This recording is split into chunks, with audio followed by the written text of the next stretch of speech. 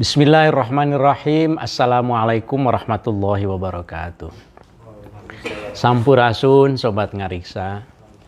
Alhamdulillahirabbil alamin wassalatu wassalamu ala asyrofil anbiya'i wal mursalin wa ala alihi wa ashabi ajma'in. Asyhadu an la ilaha illallah wahdahu la syarikalah wa asyhadu anna Muhammadan abduhu wa rasuluh. Rabbi shrahli sadri wa yassirli amri wahlul 'uqdatam min lisani yafqahu qawli. Allahumma rzuqna fahman nabiyyin wa hifdzal mursalin wa ilhamal malaikatil muqarrabin. Allahumma anfa'na bima 'allamtana wa 'allimna ma yanfa'una wa zidna ilman. Sobat ngariksa, alhamdulillah malam ini Jumat 12 Agustus 2022 kita bisa berjumpa lagi di dalam Ngariksa Ngaji Manuskrip Kuno Nusantara episode yang ke-73. Ngaji Manuskrip Nusantara ini, Ngariksa adalah ngaji manuskrip 2 Jumatan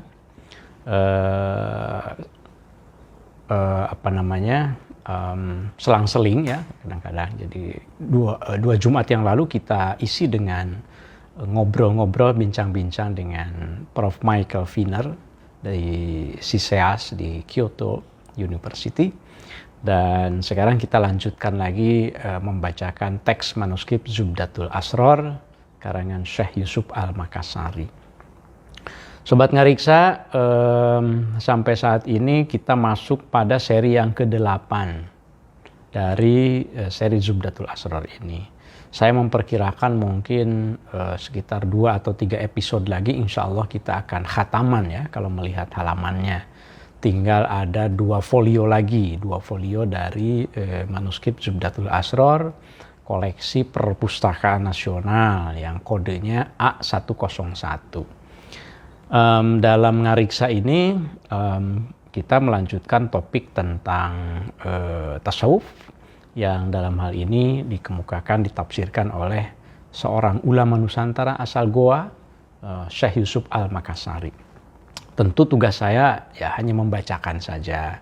Sebagai seorang filolog, seorang pembaca, saya menyukai membaca manuskrip dan sebisa mungkin tentu mencoba untuk menerangkan, menjelaskannya, tapi pasti banyak kekurangan. Jadi Sobat Ngariksa silahkan untuk memberikan masukan, menambahkan, atau bahkan mungkin mengoreksi apa yang saya sampaikan ya. Jadi saya bukan tahu segala-galanya tentang apa yang saya bacakan ini. Sobat Ngariksa, malam ini kita akan mengambil judul Makna Wahdatul Wujud menurut Al-Makassari. Karena memang pembahasannya teks yang akan kita baca insya Allah tentang itu ya. Sebelum itu mari kita bacakan suratul Fatihah.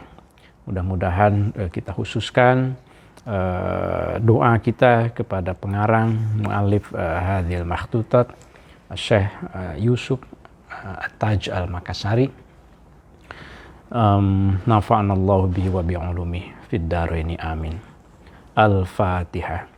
A'udzu billahi minasyaitonir rajim. Bismillahirrahmanirrahim. Alhamdulillahirabbil alamin. Arrahmanir rahim. Maliki yaumiddin. Iyyaka na'budu wa iyyaka nasta'in. Ihdinas siratal mustaqim. Shiratal ladzina an'amta 'alaihim ghairil maghdubi 'alaihim waladdallin. Amin. Sobat Ngariksa,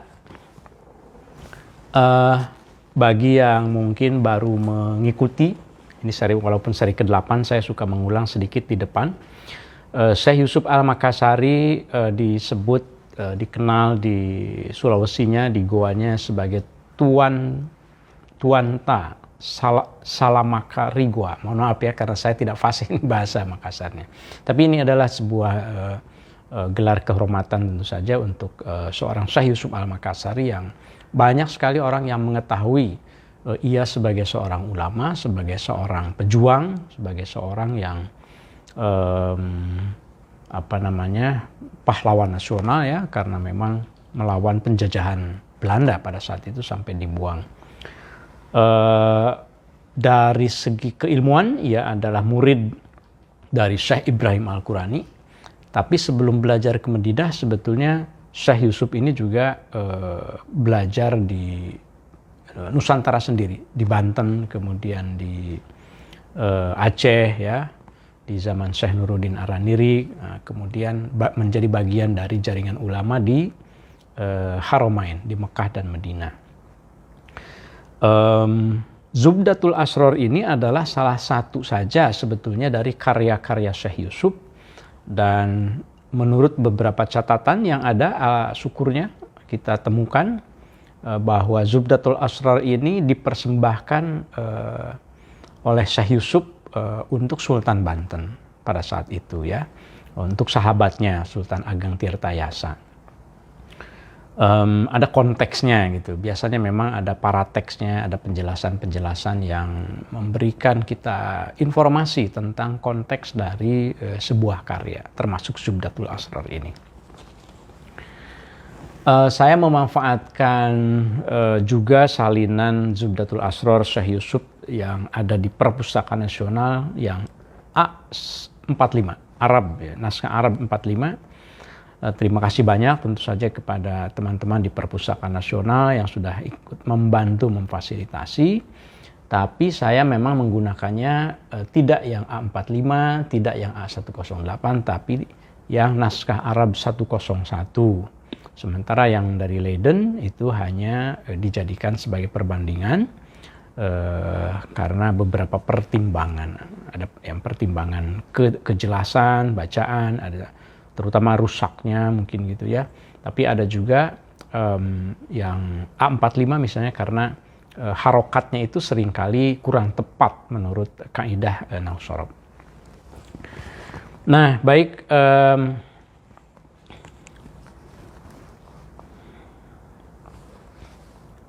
Sobat Ngariksa, pada pembahasan atau episode yang sebelumnya, pembahasan teks Zubdatul Asrar ini, kita sampai pada bagian yang menjelaskan tentang bagaimana seseorang yang memang bermaksud untuk mempelajari ilmu hakikat itu diperlukan seorang guru, diperlukan seorang pembimbing, seorang mursyid. Dan dengan begitu maka ia tidak akan salah memahami ya, apa yang disampaikan. Kira-kira seperti itu. Nah, kemudian di sini kita akan memulai pada kalimat tsumma ba'dahu. Tsumma ba'da, ini kalimat tsumma ba'danya itu ditulis dengan tinta merah, rubrikasi, bagian dari rubrikasi ya. Bismillahirrahmanirrahim. Qala al-muallif nafa'anallahu bi wa bi'ulumihi fid dharain amin. Tsumma ba'da wusulil 'abdi. Tsumma, kemudian, ba'da wusulil 'abdi, setelah sampainya si hamba ila wahdatil wujudi, pada maqam atau pada pemahaman wahdatul wujud.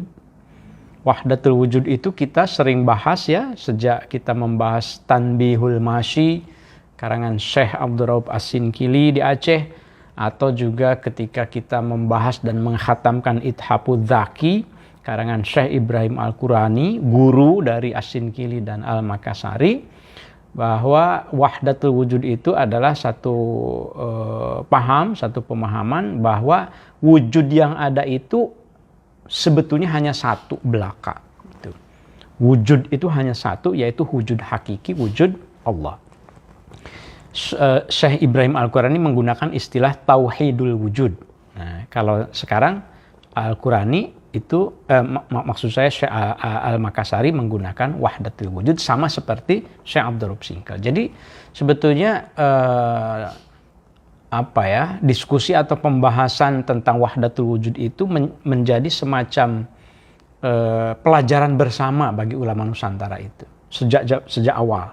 Nah, jadi bukan satu hal yang asing, itu biasa pada masa itu, pada abad ke-17 khususnya, bahkan sejak abad ke-16 kan, ketika zaman Syekh Hamzah Fansuri, meskipun mungkin tidak menggunakan kata yang sama begitu. Nah, muaranya adalah pemahaman tentang bahwa wujud itu satu gitu. Nah, ketika seseorang itu sudah sampai, kata Syekh Al-Makassari, pada wahdatul wujud, pemahaman dirinya tentang wahdatul wujud, al-mutlaqati yang mutlak, yang benar-benar, yang sesungguhnya, al-manfiyati, yaitu pemahaman tauhid yang meniadakan, al-manfiyati yang meniadakan, al-munfiyati yang meniadakan, lil isnainiyati, keduaan. Meniadakan dualisme, keduaan. Gak enak ya keduaan ya. Meniadakan dualisme. Jadi tidak ada wujud dua. Wujud itu ada satu wujud Tuhan, dua wujud makhluk, misalnya tiga wujud manusia, empat wujud pohon. Nah, dalam konteks wahdatul wujud itu tidak ada. Kita harus memahami bahwa wujud itu hanya satu, yaitu al-haq. Gitu. Lalu yang lain bagaimana dong? Termasuk kita. Itu adalah mazahir atau azil, bayangan. Bayangan saja dari wujud yang hakiki. Gitu. Jadi kalau kita sudah memahami sampai ke situ, ini adalah pencapaian yang tertinggi sebetulnya dalam hal tauhid ya. Al-munfiyah lil isnainiyah, yang meniadakan dualisme. Wal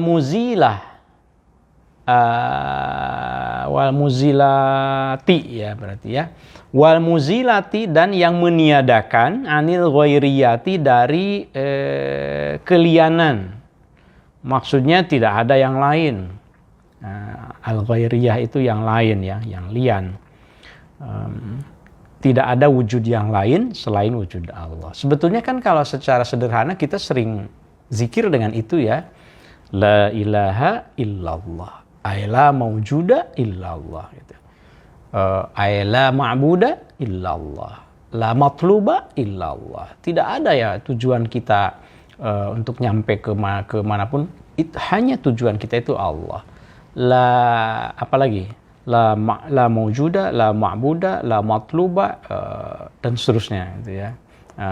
Illallah. Lama-lama zikirnya kan illallah, illallah, kecuali Allah saja. Lama-lama Allah, Allah, atau hu, atau nafas saja. Nafas saja kalau di dalam hati kita sudah meyakini bahwa apapun itu sebetulnya Allah gitu. Termasuk nafas kita, maka nafas itu juga zikir sebetulnya di dalam pandangan para sufi. Wal muzilah anil ghairiyah. Al-mub'idati, yang menjauhkan an syamam raihatin minasyirki, yang menjauhkan dari bau-baunya kesyirikan, al-khafiyyi, yang samar. Maksudnya wahdatul wujud itu kalau sudah benar memahaminya, sudah tidak ada lagi syirik. Syirik itu artinya kan menduakan kan, al-isnainiyah itu.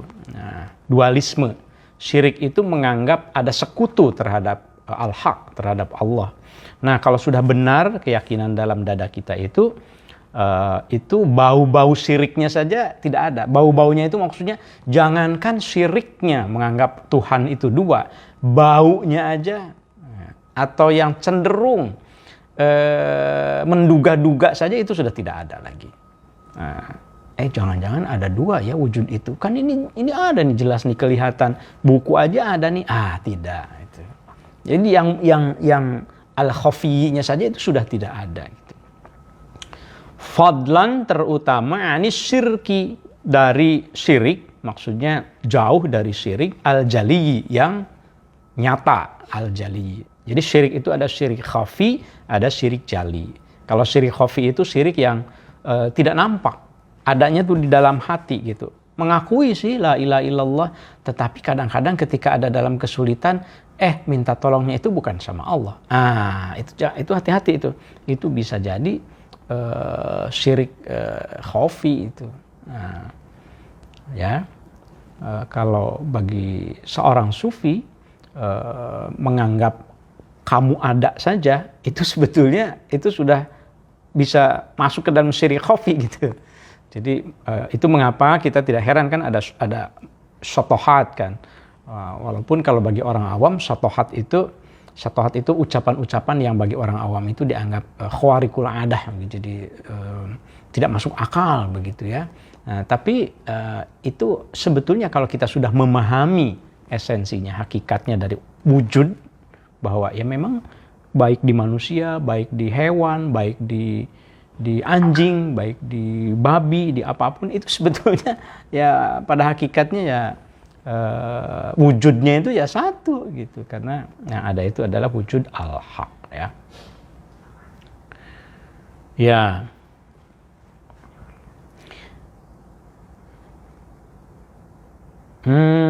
Nah, ini kalimatnya kan panjang tadi kan. Summa ba'da wusulil abdi ila wahdatil wujudil mutlaqati al-munfiyah lil isnainiyah wal muzilah anil ghairiyah al-mub'idah an syamam raihah minasyirkil khafiyyi fadlan anis syirki al-jadi yaro gitu. Jadi ini nyambungnya itu ke yaro gitu. Jadi kalau seseorang itu sudah sampai pada pemahaman yang tadi itu yang saya jelaskan, yaro, maka ia akan melihat al-kulla, semesta, universe, keseluruhan, haqqon, sebagai al-haq gitu. Jadi semesta itu maksudnya kan ya alam semesta, bukan hanya bumi saja, bukan hanya langit saja, keseluruhan, al-kul itu universe ya. Yaro, maka ia akan melihat al-kulla, keseluruhan, haqqon, sebagai al-haq, wal haqqo, dan ia akan melihat al-haq kullan, sebagai keseluruhan. Jadi Tuhan dan semesta, semesta dan Tuhan itu satu. Nah, ini kalau sudah memahami bahwa wujud itu mutlak hanya Allah saja. Mengapa kok begitu? Liusulihi, karena sudah sampai dirinya itu, hi-nya kembali ke al-abdi. Liwusulihi, karena sudah wusulnya itu al-abdi ila maqamil qurbati, ke jenjang, ke level al-qurbah. Al-qurbah itu dekat ya, sudah sampai ke jenjang yang dekat dengan Tuhan, dekat dengan al-haq gitu. Jadi kalau yang masih belum bisa memahami ini ya memang masih jauh, berarti termasuk kita barangkali yang awam-awam ya belum nyampe. Liwusuli, karena sudah sampainya si hamba ila maqamil qurbati, pada maqam, pada level, pada martabat, pada jenjang al-qurbah al-ainiyati, yang sesungguhnya, al-mutlaqati, yang mutlak, allati, yang la itsnainiyata, tidak ada dualisme di dalam makom itu, wala mumayyiza, di sini wala yumizu ya. Saya agak ragu, kalau tidak salah ini wala mumayyiza, jadi la isnainiyata wala mumayyiza, mumayyiz, tidak ada yang membedakan gitu. Jadi tidak ada dualisme, juga tidak ada yang membedakan. Fiha, di dalam maqamil qurbah, fiha, di dalam al-qurbah ya, saya kira ya. Jadi kalau sudah sampai pada maqam al-qurbah, yang di situ tidak ada dualisme wujud, tidak ada dua wujud, dan tidak ada perbedaan di dalamnya,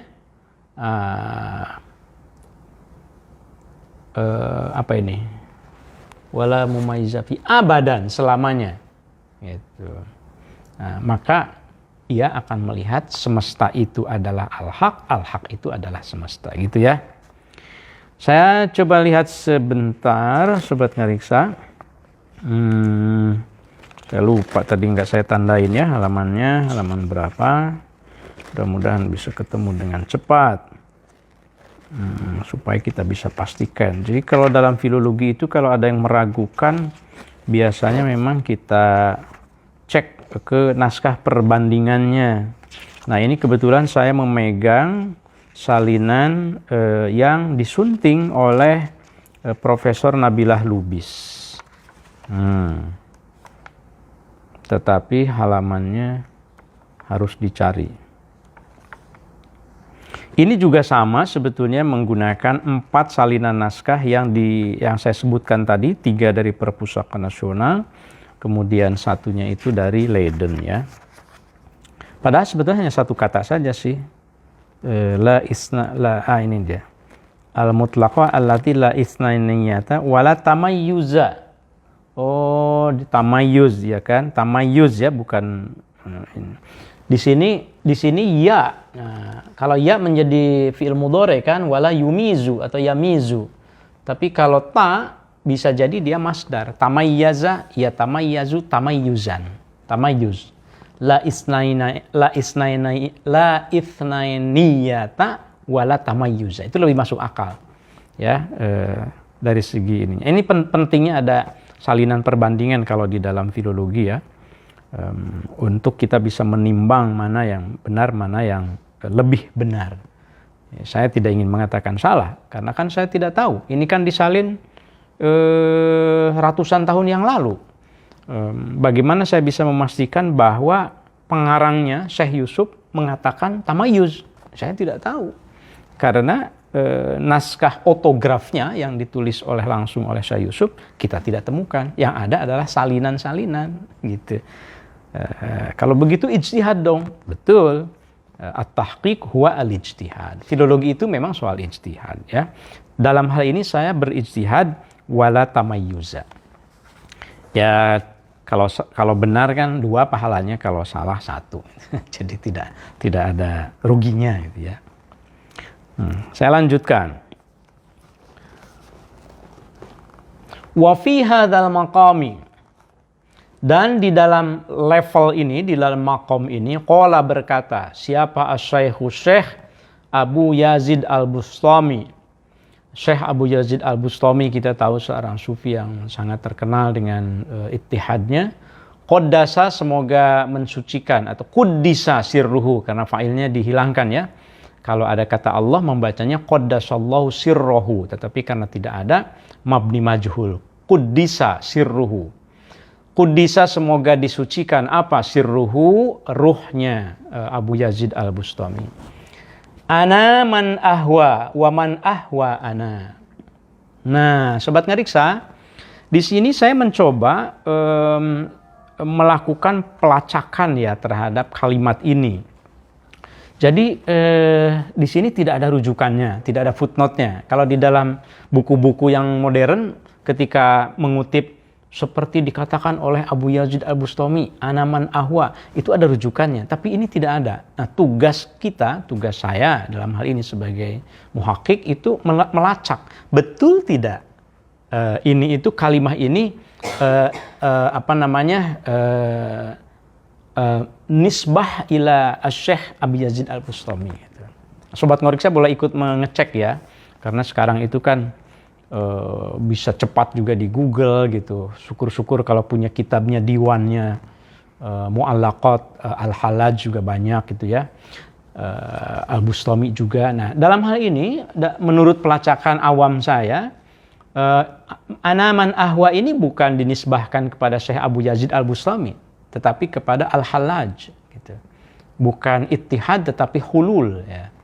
Nah, saya ingin menampilkan satu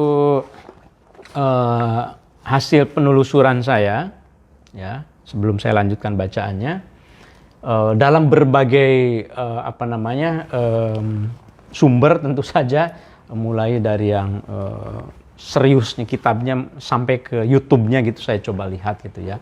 Nah, ini kalimatnya seperti ini lengkapnya. Kalau tadi kan di manuskripnya hanya ana man ahwa wa man ahwa ana. Ana adapun aku, man itu adalah zat atau zat, ahwa yang mencintai zat itu. Waman, dan adapun orang atau zat, ahwa yang mencintai, ana itu adalah aku. Jadi aku itu orang yang mencintai seseorang. Seseorang yang saya maksud itu, dia itu adalah yang mencintai aku. Jadi dia dan aku itu selalu menjadi satu diskusi. Nah, kita coba lihat di sini kalimat lengkapnya itu ada 5 bait saya kira ya. Ini kalau dari segi baharnya bahar romal saya kira ya. Ana man ahwa lan numudkunna ala tudrabul amsalu linnasi bina. Nah, ini saya tentu bukan seorang yang ahli di dalam bahar ya. Saya bukan seorang yang bisa mendendangkan dengan baik apa yang ada di dalam bahar romal ini. Tapi ya saya paling saya tahu wazannya saja. Fa'ilatin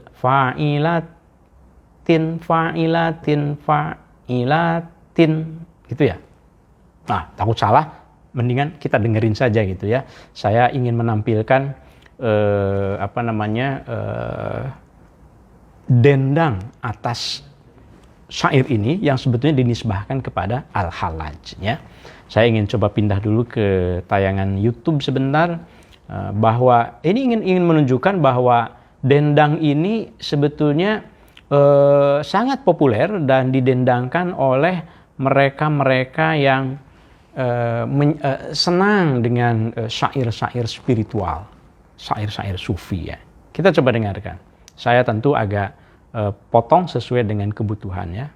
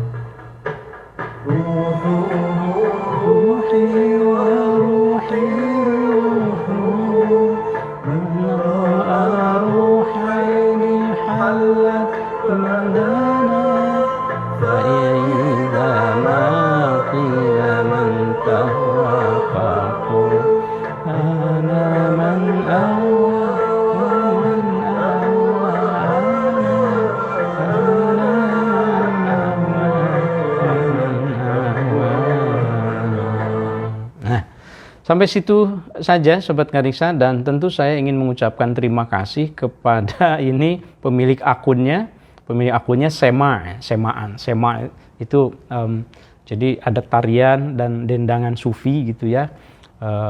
Ini sedikit sebetulnya subscribernya, saya tidak tahu, saya tidak kenal juga, tapi ia mengupload ini dengan judul Anaman Ahwa Waman Ahwa Ana, The Unity of Love katanya, menyatunya cinta antara kekasih dengan yang dikasihi, antara Habib dengan Mahbub gitu ya. Kita kembali lagi ke teks kita. Jadi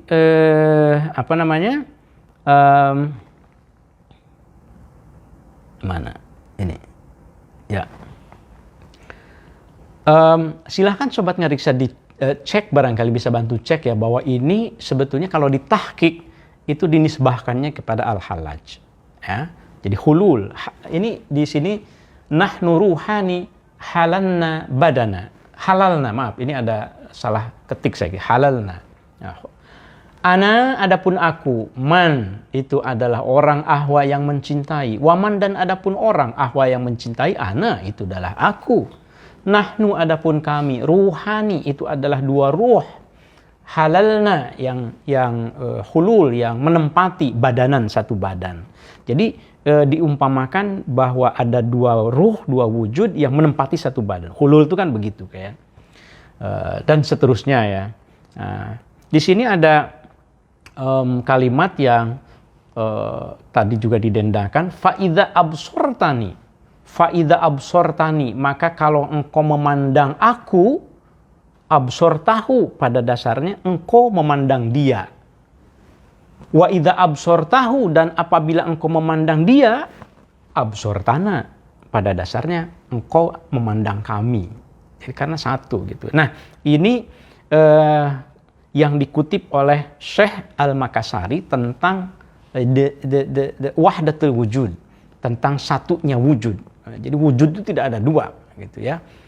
Meskipun kalau kita ingat pembahasan dari Syekh Ibrahim Al-Qurani, gurunya, ketika mengomentari tentang hulul dan tentang ittihad, kalau menurut Syekh Ibrahim Al-Qurani tidak tepat juga. Jadi Syekh Ibrahim Al-Qurani mengemukakan pandangannya bahwa kalau hulul atau ittihad itu masih ada dua wujud gitu. Yang satu itu melebur gitu ya. Ittihad itu melebur menjadi satu, tapi berarti dua dong asalnya gitu. Sementara yang hulul itu menempati gitu. Ibarat mungkin gula merah begitu dimasukkan ke air ya, tapi tidak diaduk. Nah, itu ada dua tuh di dalam satu tempat, itu ada gula merah, ada airnya, air putihnya gitu. Nah, ini tentu tahqiq dari saya. Silahkan Sobat Ngariksa untuk memastikan lagi terkait dengan nisbahnya ya. Nisbatun nas ilal muallif atau nisbatun nas ila siapa di sini? Bukan muallif kitabnya, dalam pengertian muallif syairnya begitu ya. Qasidahnya. Kita lanjutkan. Bismillahirrahmanirrahim. Qala al-muallif wa fi hadzal maqami, dan di dalam maqam ini, di dalam level ini aidon asyara juga mengisyaratkan. Balik lagi ke yang tadi. Pengen nyanyi lagi rupanya ini slide-nya. Asyara mengisyaratkan ilaihi, mengisyaratkan atas apa yang tadi dibahas itu, tentang wahdatul wujud, al-ayatu, ayat-ayat di dalam Al-Quran, al-madhkuratu, yang sudah disebutkan, kulluha, semuanya, fi ayatil ihatati, di dalam ayat tentang al-ihatah, bahwa Allah itu muhitun gitu. Allah itu atas segala sesuatu, muhit gitu. Muhit itu melingkupi ya, baik dari atas, dari bawah, dari kiri, dari kanan, dari setiap sisi. Allah muhit. Atau wa ayatil ma'iyati, dan juga ayat tentang al-ma'iyah. Al-ma'iyah itu bahwa Allah selalu bersama dengan kita. Itu ayat-ayat itu sudah kita bahas ya. Tentu saya tidak ingin mengulang lagi di sini supaya kita bisa fokus pada ayat yang berikutnya, bagian berikutnya dari teks ini. Wa ayatil ainiyati, dan juga ayat tentang al-ainiyah, tentang zat, tentang yang hakiki. Wa ayatil akrabiyati, dan juga ayat tentang akrabiyah. Al-akrabiyah itu maksudnya yang menjelaskan, ayat yang menjelaskan tentang kedekatan Tuhan dengan kita, bahwa Allah itu lebih dekat daripada urat leher kita misalnya gitu ya. Banyak sekali ayat-ayat tentang al-ihatah, al-ma'iyah, al-ainiyah, wal-aqrabiyah wa ghairi dalika, dan selain daripada itu minal ayati, dari ayat-ayat al-karimati yang mulia. Wa fi hadzal maqami, dan di dalam maqam ini, masih di dalam maqam wahdatul wujud ini, menurut Syekh Al-Makassari, qala, berkata siapa ba'dul arifina, sebagian orang-orang yang ma'rifat billahi ta'ala, kepada Allah ta'ala, tanbihan, dengan maksud untuk mengingatkan, wa ta'liman, dan dengan maksud untuk mengajarkan al-awama, kepada orang awam, ahlat thariqati. Al-awama ahlat thariqati. Berarti ahlat thariqati di sini badal min al-awama. Coba kita lihat bandingannya, bacaannya. Nah, kalau di sini sedikit beda. Dalam versi yang disunting oleh Prof. Nabilah, tanbihan wa ta'liman lil awam min ahli thariqati. Karena minnya hilang di sini. Jadi ada min yang hilang. Jadi mungkin ini lebih masuk akal bacaannya ya. Sebagian ahli ma'rifat berkata tanbihan dengan maksud untuk memberi peringatan wa ta'liman dan memberi pengajaran lil awami bagi yang masih awam min ahli thariqati dari yang mengikuti jalan tarekat. Kan yang mengikuti suluk tarekat seorang salik itu juga ada yang masih dasar barangkali ya, ada juga yang sudah tinggi. Nah, ini Syekh Yusuf mengutip satu pandangan para sufi untuk mengingatkan bagi mereka yang masih perlu bimbingan, mungkin begitu. Apa peringatannya? Qurbuka. Adapun qurbuka, qurb. Adapun kedekatanmu minhu dari Allah Ta'ala Maha Tinggi Allah, bi antakuna itu adalah dengan ada engkau musyahidan. Musyahidan. Di dalam bacaan lain itu syahidan. Ya, ini musyahidan, dalam versi yang lain syahidan. Kedekatan engkau kepada Allah itu adalah ukurannya bi antakuna engkau ada syahidan menyaksikan liqurbihi. Musyahidan menyaksikan liqurbihi atas kedekatan Allah minka dari engkau. Jadi ukurannya itu engkau bisa tidak merasakan bahwa Allah itu dekat kepada engkau. Kedekatan engkau kepada Tuhan itu tergantung engkau merasa Tuhan dekat tidak dengan engkau gitu. Kalau engkau sendiri suuzon, Tuhan nih kayaknya tidak peduli sama aku. Tuhan nih jauh kayaknya dari aku. Ya sudah, berarti kamu tidak dekat dengan Tuhan. Itu mengapa kan ada hadis qudsi kan ana inda dhanni abdi. Aku itu tergantung sangkaan hambaku kata Allah. Kalau hambaku menyangka bahwa aku dekat, maka aku dekat. Kalau hambaku maunya menganggap bahwa aku jauh, ya sudah aku jauh gitu. Itu mengapa penting husnuzon selalu kepada Allah. Wa illa, maka kalau engkau tidak bisa menyaksikan kedekatan Allah dari engkau, famin aina anta wa wujudi qurbihi fi maqamil ihatah. Famin aina anta. Famin aina anta, maka dari mana engkau? Wa wujudi qurbihi. Betul ya?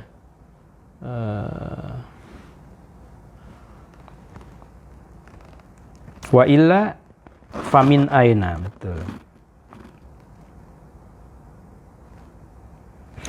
Wa illa famin aina anta wa wujudi qurbihi min maqamil ihatati al-musyari ilaihi fi ayatin dan seterusnya. Kalau engkau tidak bisa merasakan, kalau engkau tidak bisa menganggap meyakini bahwa engkau Tuhan itu dekat kepada engkau, maka famin aina anta, maka dari mana engkau bisa bisa dekat begitu, wa wujudi qurbihi, dan dari mana kedekatan Tuhan itu gitu kepada engkau fi maqamil ihatati, di dalam maqam al-ihatah yang tadi sudah dijelaskan. Al-ihatah itu bahwa Tuhan meliputi kita semuanya. Asyara yang mengisyaratkan ilaihi kepada maqam itu apa? Ayatun, sebuah ayat. Lau annakum.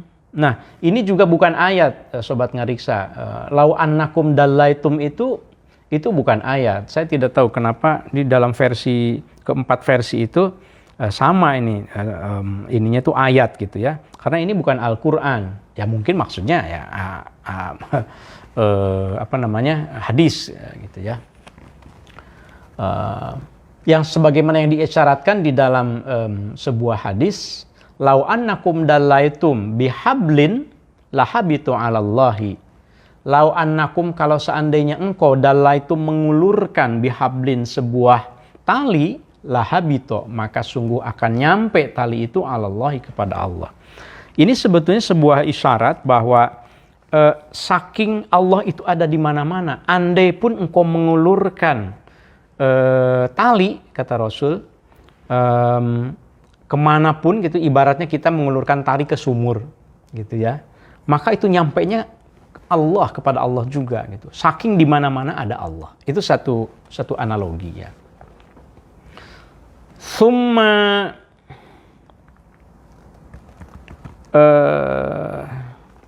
apa ini? Qara'a. Summa qara'a, kemudian membaca Nabi sallallahu alaihi wasallam, sholat, semoga memberikan rahmat siapa Allah alaihi kepada Nabi, wasallam, dan memberikan keselamatan.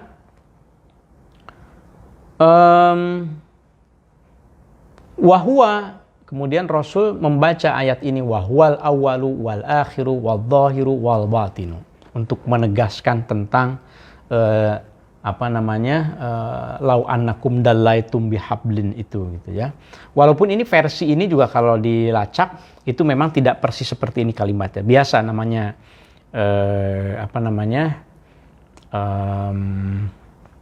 kutipan-kutipan yang disatukan dengan satu ucapan, satu ungkapan, ya itu dimaksudkan sebagai ungkapan si penulis saja, tidak benar-benar dimaksudkan sebagai teks aslinya, gitu ya. Wahwa, dan Allah itu al-awwalu, itu adalah yang awal, wal akhiru, yang akhir, wal zahiru, dan Allah itu yang lahir, wal batinu, juga Allah itu yang batin, yang maha batin. Wahwa, dan Allah itu bikulli syai'in, atas segala sesuatu, alimun, itu maha mengetahui. Fa kaifa la yakunu kadzalika wa huwa aqrabu ilaikum min anfusikum. Fa kaifa la yakunu, maka bagaimana mungkin tidak terjadi kadzalika, seperti itu. Maksudnya seperti itu, bahwa Allah itu maha mengetahui atas segala sesuatu. Bagaimana mungkin Allah itu tidak mengetahui segala sesuatu? Wa huwa, padahal Allah itu aqrabu, itu lebih dekat ilaikum, kepada kalian, min anfusikum, dibanding kalian sendiri. Bahkan dibanding kalian sendiri, Allah itu lebih dekat sebetulnya, gitu. Karena Allah itu ya menyatu gitu di dalam kalian, gitu ya. Kama taqaddama, sebagaimana telah dijelaskan. Wa anta, dan adapun engkau qaribun, itu dekat minallahi, dari Allah Ta'ala, bima'iyatihi, dengan ma'iyahnya Allah, ma'aka, kepada engkau, beserta engkau. Maksudnya ma'iyah itu membersamainya Allah kepada engkau. Wa ihatatihi, dan ihatohnya Allah bika, kepada engkau. Ihatoh itu meliputi. Jadi kalau ma'iyah itu ma'iyatihi ma'aka, jadi membersamainya Allah bersama engkau kemanapun engkau pergi. Sementara wa ihatati bika, maksudnya adalah Allah meliputi kita fi jami'il i'tibarati, di dalam segala i'tibar, wal maratibi, dan di dalam segala martabat, di dalam segala jenjang, di dalam segala hal ya. Fil umuri, di dalam segala urusan, kulliha, semuanya. Fid dunya, di dunia, wal akhirati, dan di akhirat. Bal huwa, bahkan Allah itu subhanahu, maha suci Allah, ma'aka, itu bersama engkau. Wa muhitun, dan Allah itu maha meliputi, bika, kepada engkau, qabla wujudika, sebelum engkau wujud, fil wujudi, di dalam wujud al-khariji, yang nyata, di wujud luar, di dunia. Jadi bahkan Allah itu sudah ihata, sudah muhit, Allah itu sudah membersamai engkau, bahkan ketika engkau masih ada di zaman azali. Di zaman, di dalam pengetahuan Allah, gitu ya. Belum mewujud ke alam dunia, itu Allah itu sudah membersamai, gitu. Sudah muhit, sudah ma'iyah. Id anta hunaka, id, karena anta, adapun engkau hunaka di situ, bimanzilati nu'utihi, itu dalam manzilah atau martabat sifat-sifat Allah, wa sifatihi sama nu'ud sifat wa sifatihi dan sifat-sifat Allah, fi martabati haqiqatika dalam martabat hakikat engkau, al-adamiyati yang tidak ada. Jadi karena sesungguhnya engkau itu hakikatnya tidak ada itu wujudnya itu. As-sabitati yang tetap, fil ilmi di dalam pengetahuan, al-ilahiyyi yang bersifat ilahi, al-azali yang bersifat azali. Karena ada siapa Allah, wala syai'a dan tidak ada sesuatu yang maujud ma'ahu yang membersamai Allah. Wahwa dan Allah itu al-ana pada saat ini alama alaihi kana. Allah itu dari dulu sampai sekarang tidak berubah. Wahwa dan adapun Allah al-an sekarang alama itu sama seperti keadaan alaihi yang ada kana pada masa lalu gitu. Itu ungkapannya. Wahwa al-an alama alaihi kana. Allah itu sekarang dan dulu itu sama gitu. Wujudnya itu ya hakikatnya itu yang hakiki, yang satu gitu. Walakin tetapi qad istolaha telah berpendapat, berpandangan siapa ba'du ahli ilmi, sebagian ahli ilmu, biqaulihi dengan ucapannya, dengan ungkapannya, bi anna ma'iyatallahi ta'ala. Ada pandangan dari sebagian sarjana bahwa ma'iyatallahi ta'ala, bi anna ma'iyatallahi ta'ala, sesungguhnya membersamainya atau ma'iyahnya Allah Ta'ala ma'a abdihi bersama hambanya, yakunu itu ada itu ma'iyah umuman, itu bersifat umum. Wa ma'iyatal abdi ay bi anna wa anna ma'iyatal abdi, dan adapun sesungguhnya membersamainya hamba ma'allahi bersama Allah Ta'ala maha tinggi Allah, yakunu itu ada membersamai hamba bersama Allah itu khususan, itu khusus. Jadi kalau Allah membersamai hamba itu umum, sementara kalau hamba membersamai Allah itu khusus maksudnya. Qala berkata siapa ba'dhum sebagian dari ahlul ilmi itu, innallaha sesungguhnya Allah Ta'ala maha tinggi Allah ma'aka itu bersama dengan engkau, walasta dan sesungguhnya tidaklah engkau ma'ahu bersama Allah. Jadi tidak sama-sama banget juga gitu. Maksudnya Allah membersamai kita, kita membersamai Allah, tapi beda. Kalau Allah membersamai kita itu umuman, sementara hamba membersamai Allah itu khususan. Baik. Bin nasi fatafatton, maka pandai-pandailah, wa ta'ammal dan berfikirlah gitu ya. Nah, ini diminta kita untuk tetap jernih, cerdas, memikirkan, merenungkan, fatafatton wa ta'ammal ya. Ya, sobat Ngariksa, ini kita tahu ya ini tidak mudah ya untuk memahami dengan sebaik-baiknya. Jadi silahkan sobat Ngariksa yang lebih mafhum dari saya untuk memberikan komentarnya di Facebook barangkali ya. Tolong ajari saya kalau saya keliru. Tolong koreksi saya ya. Mohon izin. Bismillah.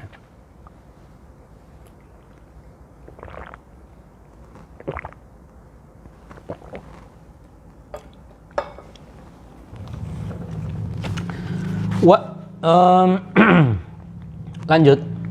Wa fi hadzal maqami, dan di dalam maqam ini, maqam wahdatul wujud ini, aidon juga yuqalu disebutkan, dikatakan lahu terhadap maqam ini ada ungkapan juga bahwa di dalam, kalau sudah di dalam konteks wahdatul wujud itu, al ilmu adapun ilmu, wal alimu dan adapun orang yang berilmu, wal ma'lumu dan pengetahuannya yang diketahui oleh orang yang berilmu itu wahidun, itu juga satu. Ilmu, orangnya dan pengetahuannya yang diketahuinya, wal ma'lum itu wahid sebetulnya, satu. La ghaira, la ghaira, tidak ada lain dari itu. Ini untuk menegaskan tentang cara pandang. Dalam perspektif wahdatul wujud itu tidak ada keduaan, dualisme, tidak ada ketigaan gitu, tidak ada keempatan. Itu semuanya itu pada dasarnya satu. Mengapa?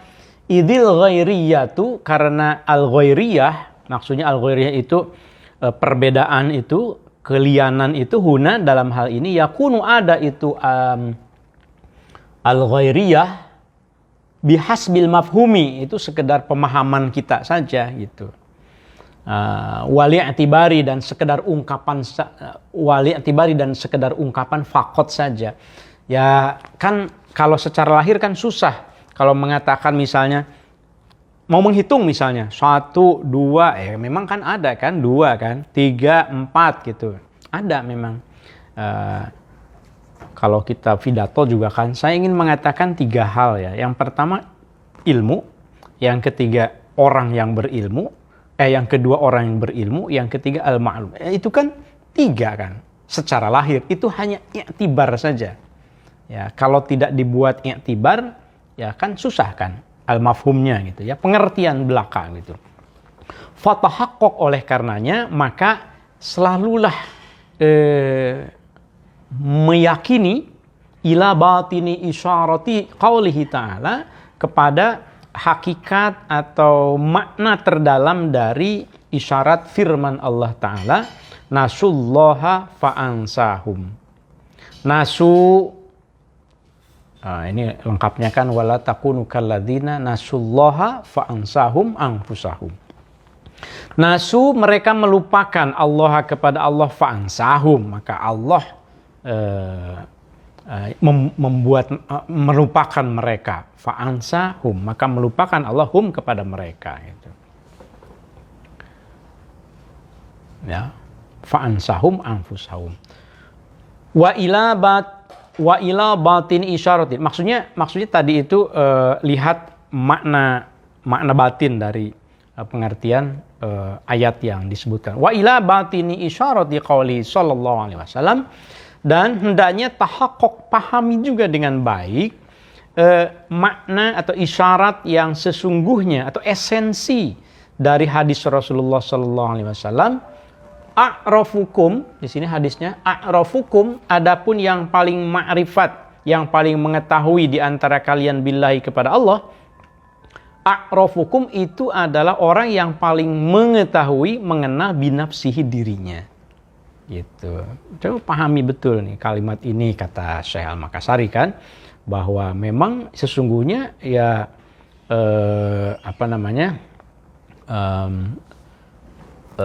yang paling mengetahui di antara kalian, yang paling ma'rifat kepada Allah itu a'rafukum binafsi, yang paling mengetahui dirinya. Wa qaulihi aidon, dan juga pahami esensi makna dari sabdanya, man arafa nafsa, man barang siapa, arafa yang mengetahui itu, man nafsahu, kepada dirinya, faqad arafa, mengenal ya, faqad arafa, maka sungguh ia mengenal robbahu, Tuhannya. Wazada, dan kemudian menambahkan alaihi, atas keterangan ini, siapa, ba'duhum, sebagian dari mereka orang yang berilmu, biqaulihi, dengan ucapan Nabi yang dinisbahkan, disebut sebagai hadis di sini. Waman, dan barang siapa, arafa, yang mengenal robbahu, Tuhannya, jahula, maka akan bodoh siapa, nafsuhu, dirinya. Kalau orang mengenal Tuhan, ia akan merasa bodoh dengan dirinya. Waman jahula, dan barang siapa, waman, dan barang siapa, jahula, yang sudah bodoh siapa nafsu dirinya. Gini. Man arafa robbahu jahula nafsuhu, wa man jahula nafsuhu kalla lisanuhu. Ya. Kalau diri sudah bodoh, merasa bodoh gitu, nggak ada apa-apanya gitu kan, kalla, maka akan keluhlah apa, lisanuhu, lidahnya gitu. Wa qala, dan berkata siapa, ghairuhu, sebagian yang lain lagi, Waman dan barang siapa arafa yang mengenal robbahu Tuhannya, kalla maka akan keluhlah lisanuhu lisannya. Jadi ego dirinya itu sebetulnya kalau sudah benar-benar mengenal Allah itu hilang sebetulnya. Semakin orang itu sombong, sebetulnya ia semakin tidak mengenal al-haq. Semakin seseorang itu mengenal al-haq, maka ia akan semakin rendah hati, semakin tidak sombong, semakin merasa bodoh, dan seterusnya. Fa'lam, maka ketahuilah dalika hal tersebut. Wa ta'ammal, dan fikirkanlah, fa'innahu, karena sesungguhnya apa yang dijelaskan tadi itu, innahu di sini domirnya domir sya'an, hu-nya, min daqaiqil ulumi, itu adalah pengetahuan yang terdalam. Wassalam. Selesai sampai di situ ya. Masih ada waktu? Coba kita tambah sedikit tadi.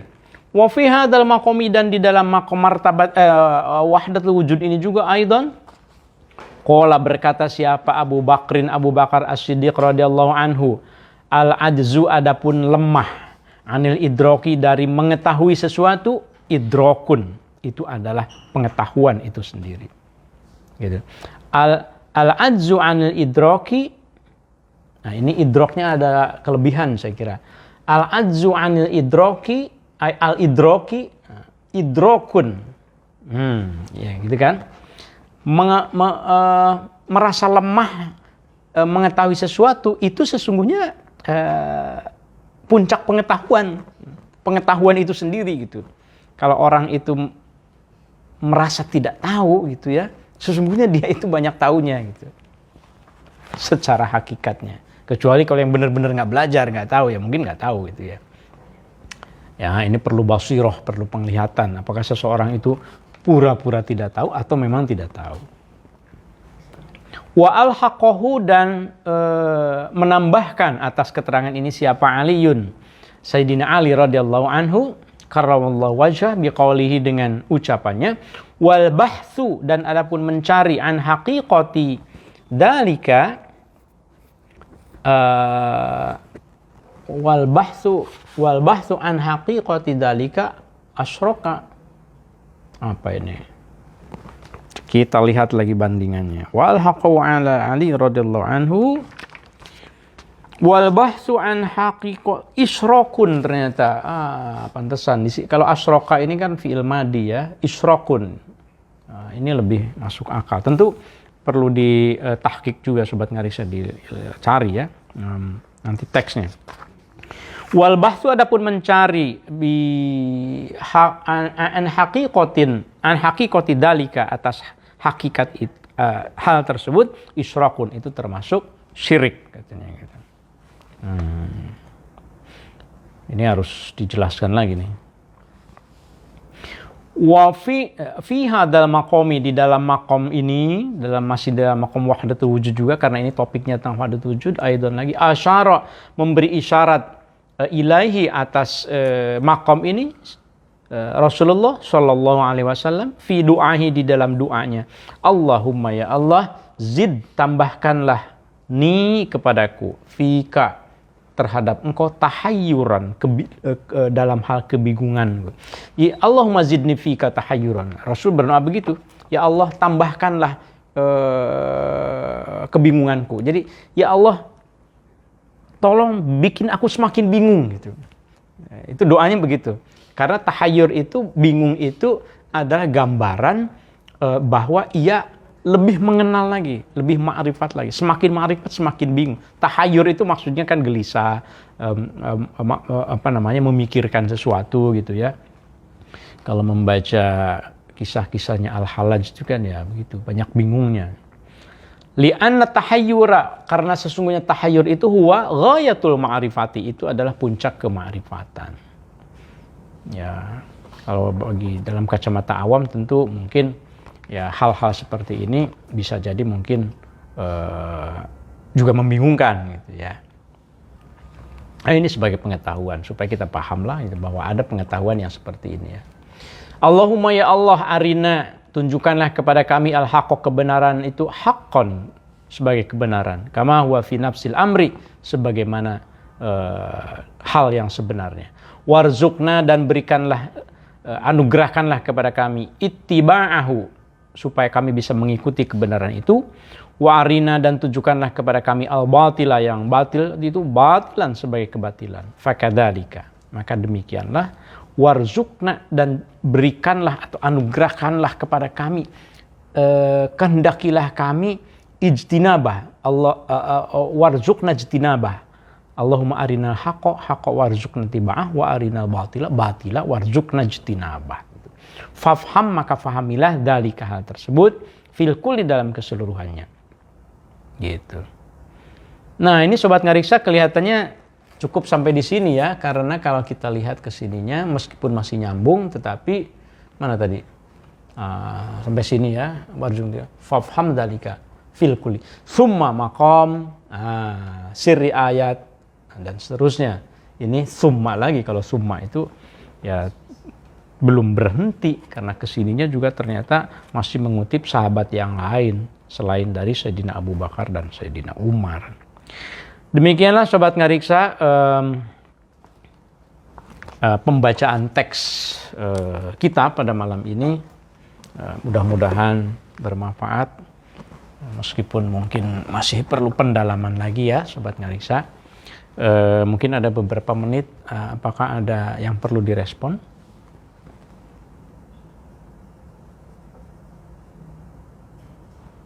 Silahkan.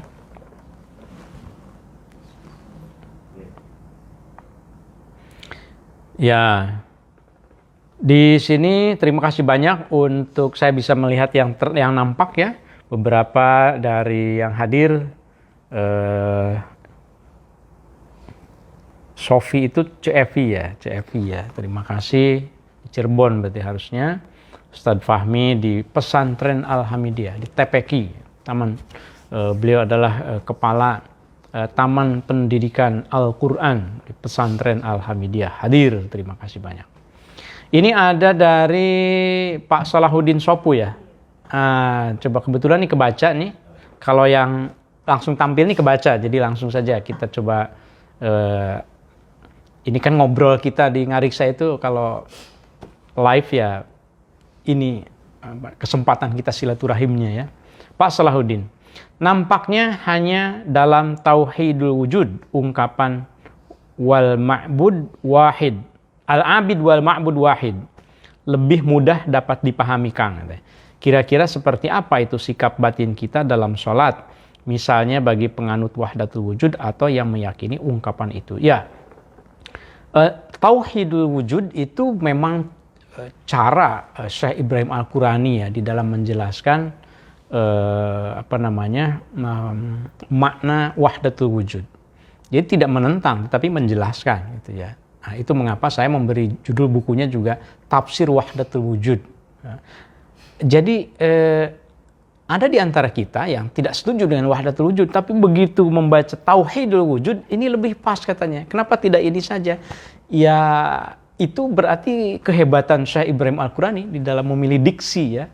Kalau dibaca secara keseluruhan penjelasannya itu, ya wahdatul wujud itu ya sama sebetulnya. Jadi bukan berarti menganggap bukan berarti menganggap diri sebagai Tuhan secara mutlak. Aku menyatu nih dengan Tuhan dalam pengertian yang awam, bukan. Sama sebetulnya. Makanya ketika dalam Tanbihul Masyi itu hadza huwa al-murad bi wahdatil wujud, kata Syekh As-Singkili dalam Tanbih Al-Masyi gitu ya. Nah, bagaimana sikap kita kira-kira seperti apa itu sikap batin kita dalam sholat misalnya bagi penganut ya kan ini kan pembicaranya dalam ranah fikih atau dalam ranah tasawuf. Ketika sholat sama, kalau sholat mah kan sholat kan ada syariatnya tersendiri kan. Kemudian kalau wahdatul wujud itu adalah konsep filosofis di dalam tasawuf, aspek tasawuf. Jadi kalau sholat ya kan para sufi juga di dalam Tanbihul Masyi, Itab Az-Zaki sama saja sebetulnya. Orang yang bertasawuf itu tetap terikat dengan syariat. Kalau ada orang yang bertasawuf kemudian sholatnya jadi aneh misalnya, bahkan tidak sholat karena sudah merasa bahwa dirinya menyatu dengan Tuhan, ya itu keliru. Kan begitu ya. Jadi harus dibedakan antara syariat dan ya, ini ada juga kemudian dari Pak Sukri Rizki. Wah, ini nggak bisa diklik ya. Assalamualaikum. Waalaikumsalam warahmatullahi. Izin bertanya, Pak Sukri ini, kita sering menemukan di dalam surat-surat di Kesultanan Melayu frasa qaulul haq di kepala surat. Apakah hal ini mengindikasikan si penulis ingin mengatakan bahwa apa yang dituliskan berasal dari Allah al-haq, atau ia sendiri ingin mengakui derajat kesufiannya sebagai al-haq? Ini pertanyaan menarik. Ada artikel tersendiri tentang ini sebetulnya ya. Kalau tidak salah Ibu Dr. Mukjizah itu pernah meneliti tentang surat-surat Melayu ya, Kesultanan. Dato Annabel juga, Profesor Annabel Gallop, Dr. Annabel Gallop di British Library juga. Jadi kata qaulul haq memang sering dicantumkan di atas. Nah, maknanya macam-macam tentu saja. Pertama, ini tentu jelas pengaruh dari Islam. Itu yang pertama, yang sangat umum, bahwa memang surat menyurat Melayu setelah abad ke-13 khususnya, abad 13, 14, itu amat dipengaruhi oleh Islam. Aksaranya saja aksara Arab kan. Nah, kemudian yang kedua, ini dipengaruhi oleh aspek sufistis. Karena kata al-haq itu memang awalnya tentu saja itu bermakna Tuhan gitu. Nah, tetapi dalam konteks ini juga bisa berarti kan qaulul haq itu sama seperti wallahu a'lam bissawab gitu, bahwa Allah yang Maha mengetahui. Jadi kata kalimatnya adalah al-haq. Kalau pertanyaannya itu apakah ia sendiri ingin mengakui derajat kesufiannya, kan belum tentu sufi kan. Tapi itu satu pakem gitu, satu pakem. Ibaratnya kita mungkin sekarang itu menggunakan satu ungkapan yang sudah lazim ya dalam bahasa Indonesia. Kita tidak tahu asal usulnya, tapi udah biasa saja gitu kita pakai. Ketika menulis surat itu ya kita pakai juga, misalnya apa ya? Ya misalnya segala puji bagi Allah Subhanahu wa Ta'ala misalnya begitu ya. Itu dipakai saja gitu. Bagi orang Islam mungkin mengucapkannya Allah. Dalam bahasa Indonesianya kan A, H. Tapi mungkin orang yang non muslim mengucapkannya Allah misalnya gitu. Tapi tulisannya sama, tapi dipakai saja sebagai sebuah kesepakatan. Nah, jadi qaulul haq itu memang ada di dalam tradisi surat menyurat yang sangat dipengaruhi oleh keislaman. Jangan lupa bahwa kesultanan di Nusantara itu memang juga amat sangat dipengaruhi oleh tasawuf. Itu mengapa martabat 7 ya itu diadopsi menjadi ideologi kesultanan di Buton bahkan gitu. Jadi memang ini ada pengaruhnya juga dari tasawuf ya. Tapi karena sudah menjadi istilah tidak berarti bahwa ini adalah indikasi yang menulisnya itu klaim sebagai seorang sufi, apalagi sebagai seorang yang sudah nyampe pada makom wahdatul wujud misalnya. Saya kira demikian ya apa yang bisa saya sampaikan. Tentu nanti kita coba lagi lengkapi. Saya coba cari nanti artikelnya tentang qaulul haq ini. Karena pernah dibahas juga di dalam kajian manuskrip Nusantara ya. Begitu ya, kalau di Twitter, di space-nya ya barangkali mungkin ini saya lihat di Twitter juga, alhamdulillah ada sejumlah yang mengikuti ngaji bareng di space-nya. Terima kasih banyak kepada akun-akun yang mungkin saya belum bisa melihat secara langsung nih di sini. Bagaimana caranya melihat? Oh, bisa juga ternyata. Ada akun Umay Humairah, ada Ahmad Jams. Ada juga akun berbahasa Arab ini, Bahis Anil Haqiqah. Ada juga akun M. Sofwan An-Nasr, terima kasih banyak. Ada akun pelatih namanya. Ini kadang-kadang kan tidak menggambarkan betul namanya nih, jadi mohon maaf, pasti namanya bukan pelatih kan, Mas Pelatih. Jadi terima kasih banyak, apresiasi yang mengikuti di Space, di Twitter juga. Mohon maaf kalau saya belum bisa menyapa semuanya. Terima kasih Mbak Humairah. Oh, Humairah ya, ini Humairah ya. Memberi komentar, katanya ini mengingatkan pada masa-masa kuliah ya. Terima kasih katanya, sangat senang ikut gabung, jadi nostalgia kelas di kampus. Berarti ada manfaatnya gitu ya. Syukurlah kalau ada manfaat buat para mahasiswa, karena ini memang kajian manuskrip ya sesungguhnya ya. Mudah-mudahan nanti kita bisa lebih spesifik lagi membahas teks-teks tertentu kalau yang ini sudah tamat, karena banyak sebetulnya yang bisa kita bahas ya. Ya, cukup? Tidak ada lagi kan ya? Terima kasih Sobat Ngariksa. Untuk pembahasan malam ini kita cukupkan, memang belum selesai teksnya, tetapi akan kita lanjutkan lagi pada episode yang akan datang. Sobat Ngariksa, bagi para sufi Nusantara, wahdatul wujud ibarat pengetahuan bersama. Meyakini bahwa hakikat wujud satu belaka, tiada dua, apalagi tiga. Kepada Tuhan segala bermuara.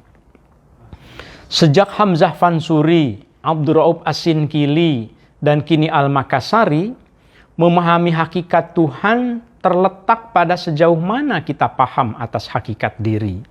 Man arafa nafsah faqad arafa rabbah.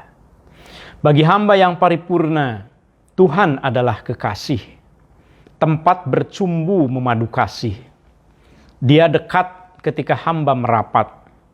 Dia tidak jauh ketika hamba lupa berlabuh.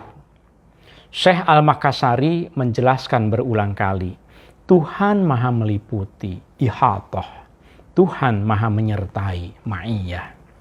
Dia tidak pernah alpa dimanapun kita berada. Salam Ngariksa. Terima kasih Sobat Ngariksa yang sudah subscribe di channel Ngariksa. Sampai episode yang ke-72 sudah ada, silahkan dimanfaatkan. Ada yang sudah 2 minggu tapi viewernya baru 151, tapi ada juga yang baru 13 hari tapi sudah 717 ya. Macam-macam memang ya minatnya itu ya. Kalau saya bikin Ngariksa yang versi 2 menit 3 menit mungkin bisa viral juga, bisa ribuan, karena biasanya satu yang pendek itu lebih enak dinikmatinya gitu, lebih cepat gitu ya.